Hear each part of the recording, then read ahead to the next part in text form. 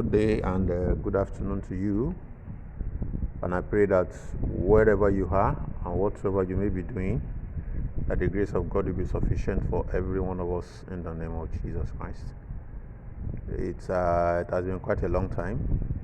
It's due to numerous activities here, both personal and in the school. And today, I want us to pause for the worship theory and actually go into the religion, peace and conflict management. Though it's a very short one, and that's why I was actually too relaxed about taking it. And for this class, we'll be looking at the theories of peace and conflict resolution. We'll be looking at the root causes of conflict and violence in Nigeria. And also, we'll take a look at the approaches to peace building, the tracks, method, and styles. And after that, we will now look at the do's and don'ts of conflict resolution. I want to believe that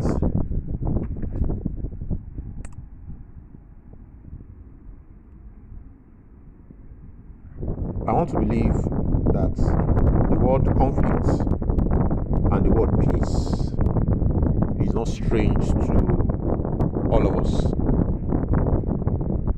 And so I will not be dwelling much on that.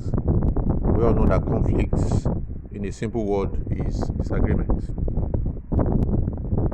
war, fight, and it can be caused by many things. And peace, it is when we are out of any conflict situation. And so today, we want to look at the theories of peace and conflict resolution. Theories of peace and conflict resolution. There exist theories of peace and conflict resolutions as advanced by scholars to study, understand, analyze peace and conflict situation. In most cases, using concrete facts, propositions, and principles. These theories, as explained hereunder, provide several political, social, and economic, psychological, and environmental biological realities that explain the causes, dynamics, and impact of conflict in and between peoples and society. Meaning that there can't be a conflict without a reason. There can't be a conflict without a reason. And many reasons have been stated above. Biological realities, environmental reasons, psychological reasons, political reasons, economical reasons, causes, religious also are causes of conflicts between peoples and societies. And we want to look at different theories as to this regards.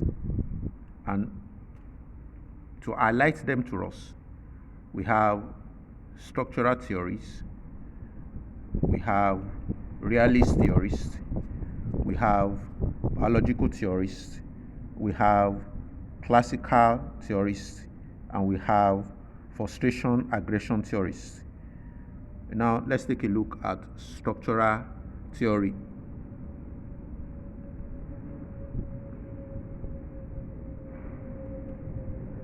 Structural theory says structural defects, either internally generated or externally conditioned, as the main cause of conflict in society.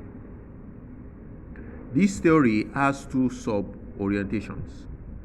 The radical structural theory, propounded by Marx and Engels and developed by Vladimir Lenin. The radical theorists claim that exploitative and unjust nature of human society's domination of one class by other result into political or economic discrimination, with the end result leading to crisis and war. The theorists believed that economic relationship in capital society needs to change through revolution or radical transformation.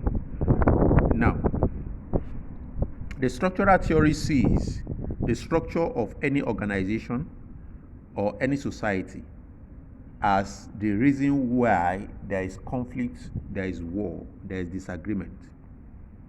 And these structural theories are divided into two, namely the radical and the liberal.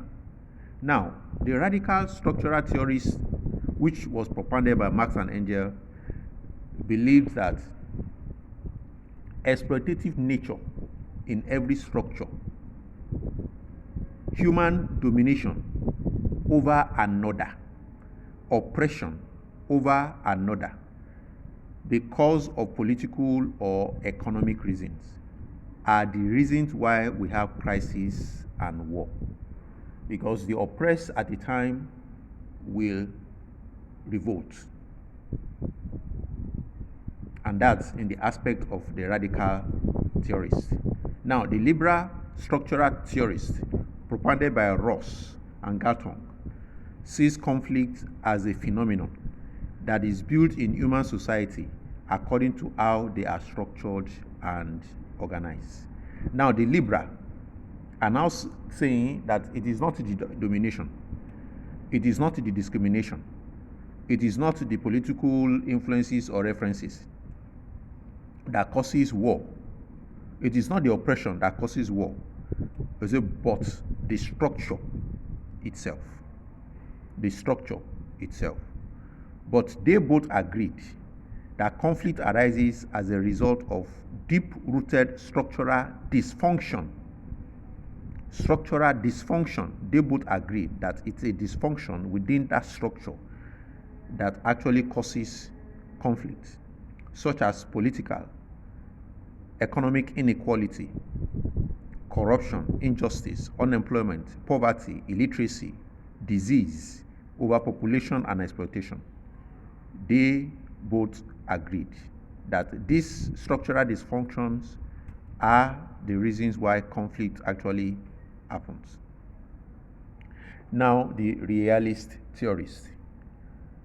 Realist theorists, merely in their analysis of international politics, believe that countries operate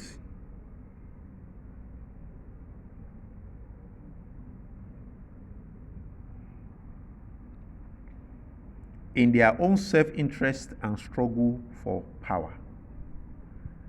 The realists believe that countries operate in their own self-interest and struggle for power.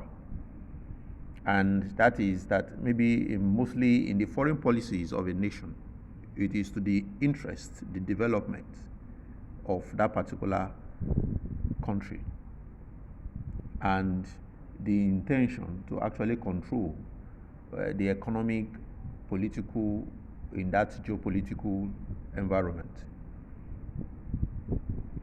These theories believe that imperfection in the globe has its root in certain forces that are inherent in human nature, that human is selfish, individualistic, and naturally conflictive. These realist theories believe that it is in human nature to be conflictual. It is in human nature to be involved in conflict, that by the reason of human nature, by the reason of human selfishness, by the reason of human individualistic and natural conflict, the desire, such selfish and individualistic desire, more often leads to what? To conflict. While the biological theorists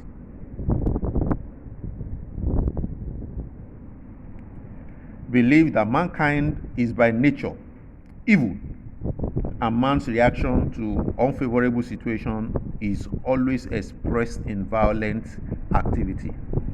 Biological theorists believe that a man will react negatively to any unfavorable situation. A human being will react violently against anything that doesn't go well with his intent or intention. And according to them, since our ancestors were instinctively more violent, and since we elided from them, we too are also destructive in our genetic makeup.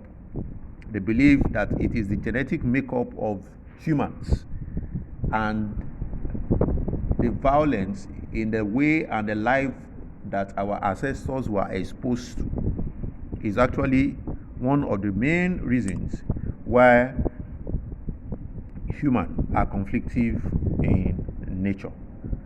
Classical theorists such as Thomas Hobbes, St. Augustine, Thomas Malthus, and Sigmund Freud, among others, identify inherent tendency of man to be selfish, sinful, and driven by natural quest for the ceaseless pursuit of power as the main reasons why conflict occur and continue to rise in human society.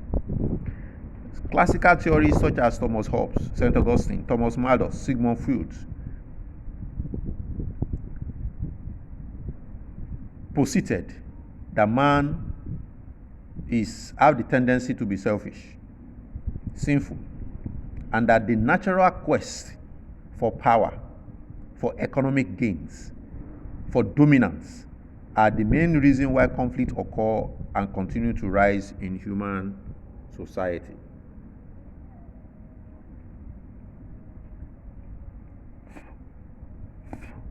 The theories, however, differ on how the conflict could be resolved.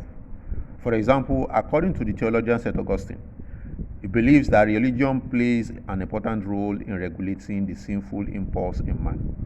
But to Hobbes, conflict could be averted when different individuals in pursuit of selfish interest in a state of nature agree to surrender their will, natural rights to the Leviathan, that's a suffering.